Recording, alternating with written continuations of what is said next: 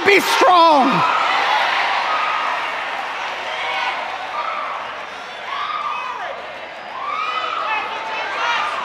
Speak, Lord.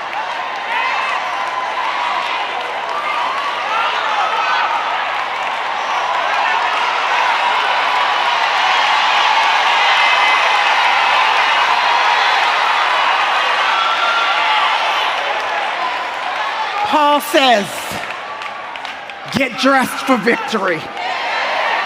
He says you're going to need some stability in your core to make sure that you're not pushed to the left or the right with the schemes and the ploys of the enemy against you. You're going to need to be girded in your core with a belt called truth.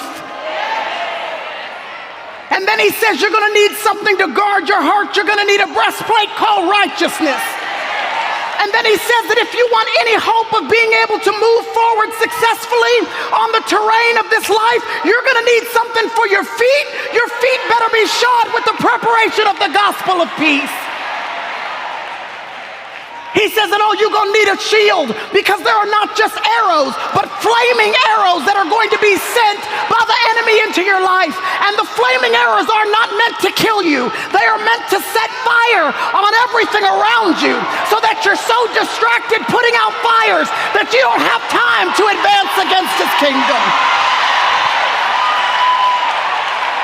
So you're going to need a shield to extinguish the flaming missiles of the evil one, and that shield is your faith. You're going to need something to cover your mind because the enemy is trying to erect strongholds, which are basically partitions that stand against the knowledge of God so that you can't hear clearly the voice of God in your life. You're going to need a helmet, and that helmet is your salvation.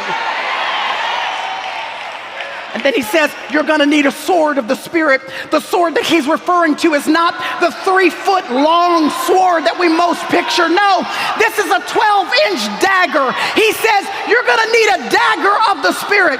It was reserved for when the enemy encroached beyond the first lines of defense and the enemy was in close combat. He's all up in your face. He says, for the moments in life when you're encroached upon by the enemy, you're going to need something to make sure that you stave off the enemy. You need a dagger of the Spirit.